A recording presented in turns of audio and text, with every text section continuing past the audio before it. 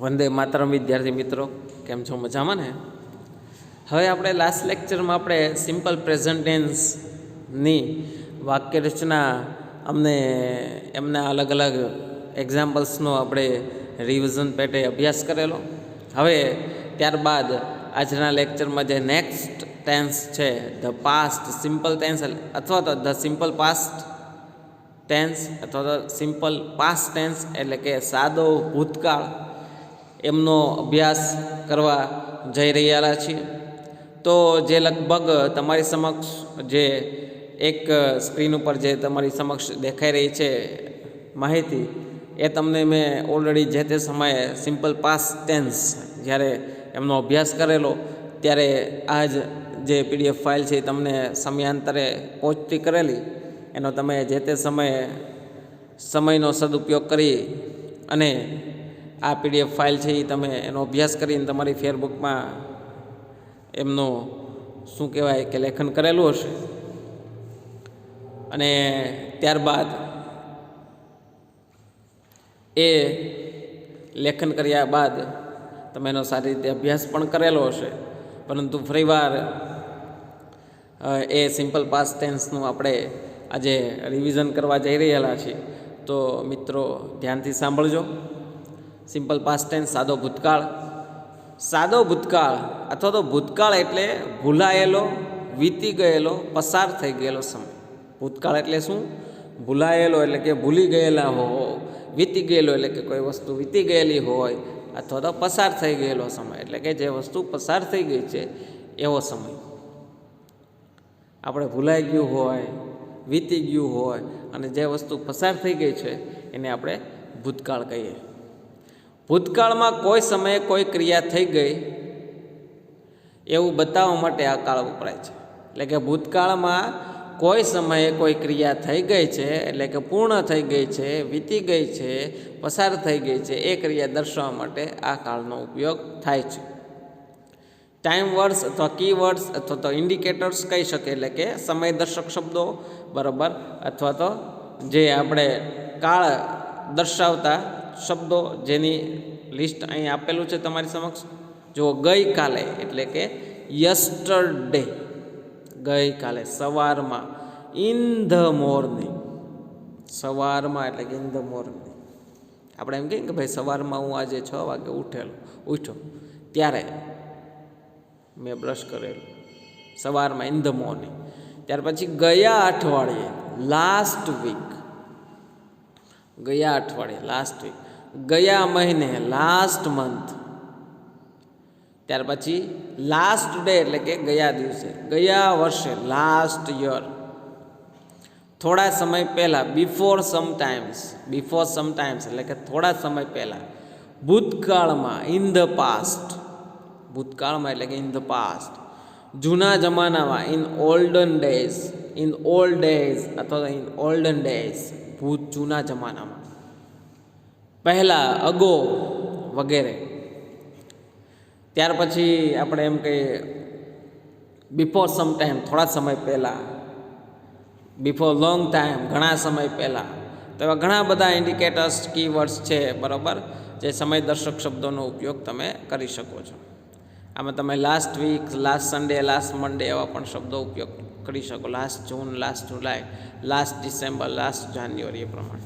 ત્યાર પછી વાક્ય રચના. સબ્જેક્ટ એટલે કર્તા પ્લસ V2 એટલે કે ક્રિયાપદનું ભૂતકાળનું રૂપ પ્લસ કર્મ ઓબ્જેક્ટ આવે, પછી અધર વર્ડ્સ એટલે કે અન્ય શબ્દો આવે, અને ત્યાર પછી વાક્યના અંતે પૂર્ણ વિરામ આવે. જે તમને વાક્ય રચના મેં તમને વિડીયો લેક્ચરમાં લખાવેલી, બરાબર, એને અનુસરો.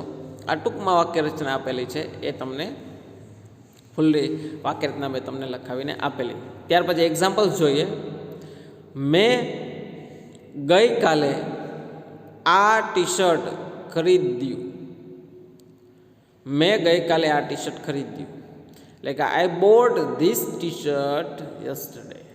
આઈ ખરીદ્યું એટલે કે બોટ, બાયનું, બાય છે મૂળ રૂપ V1, એનું V2 એટલે કે ક્રિયાપદનું ભૂતકાળનું રૂપ શું થાય? ખરીદ્યુંનું, ખરીદવુંનું, ખરીદ્યું. એ બાયનું બોટ. આઈ બોટ આ ટી શર્ટ એટલે કે ધીસ ટી શર્ટ યસ્ટરડે, ગઈકાલે. આઈ bought this T shirt yesterday. મને થોડા સમય પહેલાં તારો પત્ર મળ્યો.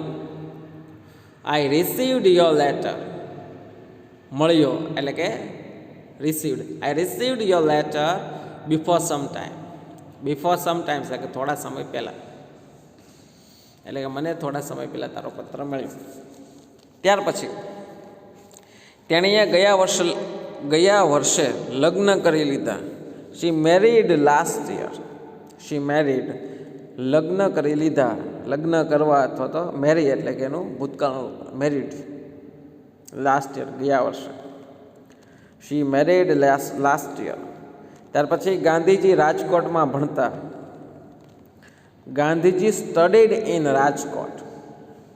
ગાંધીજી રાજકોટમાં ભણતા એટલે કે ગાંધીજી સ્ટડીડ ઇન રાજકોટ. ત્યાર પછી સિમ્પલ પાસ્ટ ટેન્સની નેગેટિવ વાક્ય રચના. નેગેટિવ સેન્ટેન્સ નકાર વાક્ય રચના પ્રમાણે છે. કર્તાને શું લાગે છે? ડીડ નોટ લાગે છે. મુખ્ય ક્રિયાપદનું મૂળ રૂપ આવે છે એટલે કે V2નું V1માં રૂપાંતર થાય.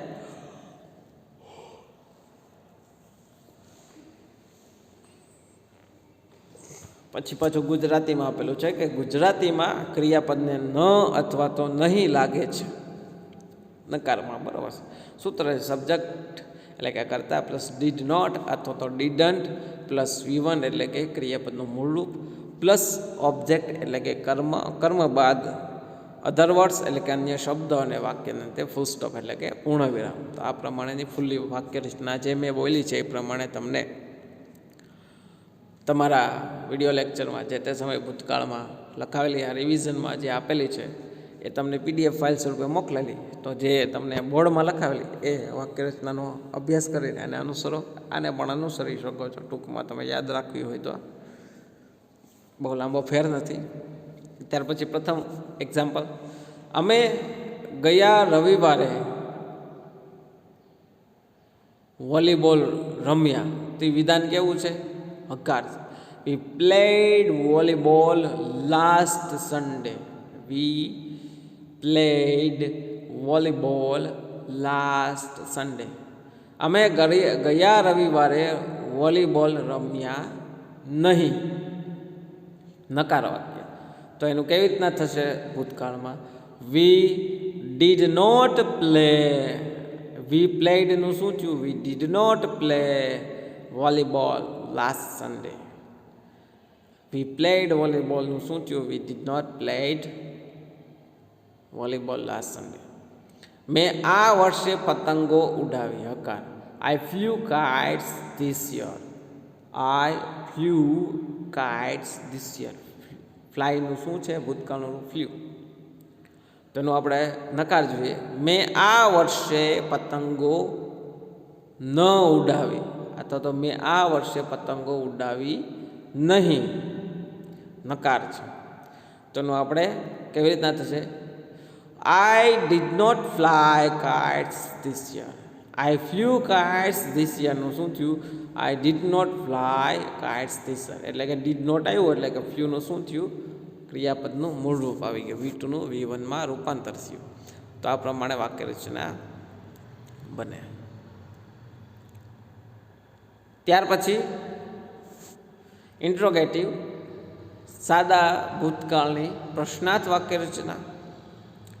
ડીડ વાક્યની શરૂઆતમાં લાગે છે. છેલ્લે પ્રશ્નાર્થ ચિહ્ન લાગે છે. એટલે કે જે ડીડ નોટ જે સહાયકારક ક્રિયા પર ડીડનો ઉપયોગ થાય છે નકાર વાક્યમાં, એનો પ્રશ્નાર્થ વાક્યમાં પણ ઉપયોગ થાય છે. અને એ સહાયકારક ક્રિયા પર ડીડ છે એ વાક્યની શરૂઆતમાં આવશે અને છેલ્લે વાક્યના અંતે પ્રશ્નાર્થ ચિહ્ન આવે છે. એટલે કે ડીડ એ ડુનું ભૂતકાળનું રૂપ છે, માટે મુખ્ય ક્રિયાપદનું મૂળરૂપ આવે છે. એટલે કે ક્રિયાપદનું મૂળરૂપ આવશે. એટલે કે જેવી રીતના V2 હતું એનું આપણે V1 કીધું નકારમાં, તો પ્રશ્નાર્થમાં પણ V1નો જ ઉપયોગ થાય છે. કારણ કે વાક્યની શરૂઆતમાં ડીડ છે એ ઓલરેડી ભૂતકાળ દર્શક શબ્દ એટલે કે ભૂતકાળ દર્શાવે છે. એટલે વાક્ય રચના છે કે જો સહાયકારક ક્રિયા પર ડીડ પ્લસ સબ્જેક્ટ એટલે કે કર્તા પ્લસ V1 એટલે કે ક્રિયાપદનું મૂળરૂપ પ્લસ ઓબ્જેક્ટ એટલે કે કર્મ પ્લસ અધર વર્ડ્સ એટલે કે અન્ય શબ્દ અને વાક્યના અંતે પ્રશ્નાર્થ ચિહ્ન. તો આ થાય સાદા ભૂતકાળની પ્રશ્નાર્થ વાક્ય રચના. ત્યાર પછી એમના એક્ઝામ્પલ જોઈએ. તમે એસએસસી પરીક્ષા ગયા વર્ષે પાસ કરી. તમે એસએસસી પરીક્ષા ગયા વર્ષે પાસ કરી એટલે કે જો વાક્ય છે તો તમારો ટોન છે એ પ્રશ્નાર્થ છે એટલે પ્રશ્નાર્થ જેવો હોવો જોઈએ. તમે એસએસસી પરીક્ષા ગયા વર્ષે પાસ કરી એની બદલે તમે એસએસસી પરીક્ષા ગયા વર્ષે પાસ કરી એટલે કે did you pass the SSC exam last year. Did you pass the SSC exam last year. ત્યાર પછી તેઓ વડોદરાથી આજે સવારે આવ્યા. તેઓ વડોદરાથી આજે સવારે આવ્યા. તો ટોન હોવો જોઈએ પ્રશ્નાર્થ જેવો. Did they come from Vadodara today morning.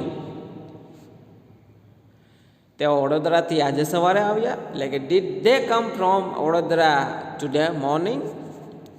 તો વાક્ય રચનામાં વાક્યની શરૂઆતમાં સહાયકારક ક્રિયાપદ ડીડનો ઉપયોગ થાય અને વાક્યના અંતે પ્રશ્નાર્થ ચિહ્ન અને મુખ્ય ક્રિયાપદનું મૂળ રૂપ આવે. એટેન્શન પ્લીઝ એટલે કે યાદ રાખવાની બાબતો શું છે? સાદો ભૂતકાળ વિદ્યાર્થીઓ માટે ખૂબ જ ઉપયોગી છે. સાદો ભૂતકાળ છે વિદ્યાર્થીઓ માટે ખૂબ ઉપયોગી છે. શું કામ? પ્રશ્નના જવાબ આપવા માટે સાદા ભૂતકાળનો ઉપયોગ થાય છે. લેટર રાઇટિંગ એટલે કે તમે લેટર રાઇટિંગ પત્ર લેખન કરો છો એમાં સાદા ભૂતકાળની વાક્ય રચનાનો બહોળા પ્રમાણમાં ઉપયોગ થાય છે. એસે રાઇટિંગ એટલે કે જ્યારે તમે નિબંધ લેખન પેરેગ્રાફ રાઇટિંગ કરો છો ત્યારે પણ સાદા ભૂતકાળની વાક્ય રચનાનો બહોળા પ્રમાણમાં ઉપયોગ થાય છે. ખાલી જગ્યાઓ પૂરવામાં સાદા ભૂતકાળની વાક્ય રચનાનો બહોળો પ્રમાણમાં ઉપયોગ થાય છે. ખાલી જગ્યાઓ વગેરેમાં સાદા ભૂતકાળનો ખૂબ જ વપરાય છે.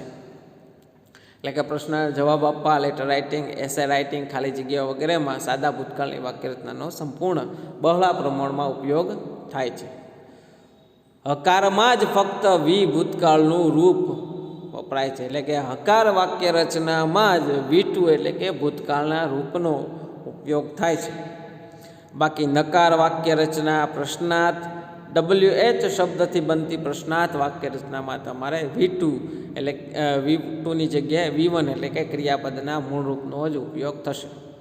બાકી નકાર અને પ્રશ્નાર્થમાં ડીડ ભૂતકાળનું રૂપ હોવાથી વી મૂળ રૂપ વપરાય છે. એટલે કે બાકી નકાર અને પ્રશ્નાર્થ અને WH શબ્દથી બનતી પ્રશ્નાર્થ વાક્ય રચનામાં સહાયકારક ક્રિયાપદ ડીડ એટલે કે ઓલરેડી ભૂતકાળ દર્શક શબ્દ એટલે કે ડીડ આવે છે એના કારણે ક્રિયાપદનું મૂળ રૂપ જ વપરાય છે. તો આ થઈ સાદા ભૂતકાળની સમજૂતી અને એના થોડાક યાદ રાખવાની માહિતી. ત્યાર પછી એક્સરસાઇઝ એટલે કે થોડીક શું કહેવાય કે સ્વાધ્યાય પેટે થોડાક simple past tense turn into English નીચે થોડાક વિધાનો આપેલા છે એને તમારે ઇંગ્લિશમાં રૂપાંતર કરવાના છે. સાદા ભૂતકાળની વાક્ય રચનાનો જ ઉપયોગ કરવાનો. જો વેપારી 100 રૂપિયા કમાય, અ મર્ચન્ટ એટલે કે વેપારી, અર્ન કમાયો એટલે કે અર્નેડ, બરાબર, 100 રૂપીસ. અ મર્ચન્ટ અર્નેડ અથવા તો અર્ન્ડ 100 રૂપીસ. તમે બાળકોને કીધું, ટોલ્ડ, તમે એટલે કે યુ ટોલ્ડ, બાળકોને એટલે કે યુ ટોલ્ડ ચિલ્ડ્રન. કઠિયારાએ લાકડું કાપ્યું, અ વુડ કટર એટલે કે કઠિયારો. લાકડું કાપ્યું એટલે કે કટ, કાપવું એટલે કટ થાય, કાપ્યું એટલે પણ કટ થાય. એટલે કે કટનું ભૂતકાળનું રૂપ પણ કટ જ થશે, મૂળ રૂપ પણ કટ જ થશે. એટલે કે કઠિયારે લાકડું કાપ્યું, a wood cutter cut the wood. અમે આબુ અંબાજી ગયા, we went to Abu and Ambaji અથવા તો we went to Abu Ambaji. ત્યાર પછી હનુમાન ચંદ્રને ગળી ગયા, ધ મૂન એટલે કે ચંદ્ર, સ્વેલોવડ એટલે કે ગળી જવું, કે lord Hanuman swallowed the moon. આ તો હનુમાન સ્વેલોવડ ધ મૂન એટલે કે આપણે મોટા ભાગે ધ લોર્ડ કહીએ, the lord Hanuman swallowed the moon. ચોર ગઈકાલે છટકી ગયો, અ થીપ એટલે કે ચોર, એસ્કેપ્ડ છટકી જવું, અ થીપ એસ્કેપ્ડ લાસ્ટ ડે ગઈકાલે, યસ્ટરડે અથવા તો લાસ્ટ ડે. મદારીએ સાપને છંછેડ્યો, અ સ્નેક ચાર્મર સ્નેક ચાર્મર એટલે કે મદારી. છંછેડવું એટલે કે ટીઝડ, છંછેડ્યો, ટીઝડ. મદારીએ સાપને છંછેડ્યો. અ સ્નેક ચાર્મર ટીઝડ સ્નેક. વિદ્યાર્થીઓએ તાજમહાલ જોયો. સો એટલે જોયો. Students so the Taj Mahal. રામે રાવણને માર્યો. કિલ્ડ. રામે રાવણને માર્યો એટલે કે Ram, the lord Rama killed the Ravan. ત્યાર પછી 10મું, ભારતે પાકિસ્તાનને હરાવ્યું. ડિફીટેડ એટલે કે હરાવવું. એટલે ઇન્ડિયા ડિફીટેડ પાકિસ્તાન. તો હવે તમારી પાસે અસંખ્ય સેન્ટેન્સીસ આપવામાં આવેલા છે. લગભગ 40 જેટલા જે વિધાનો છે આપવામાં આવેલા છે. તો એને તમે તમારી જાતે એને મેં તમને જેમ 10 આગળના વિધાનો ઇંગ્લિશમાંથી ગુજરાતીમાં અને ગુજરાતીમાંથી ઇંગ્લિશમાં જે ફેરવી દીધા એ કરી આપ્યા. બહુ સરળ એક્સરસાઇઝ છે.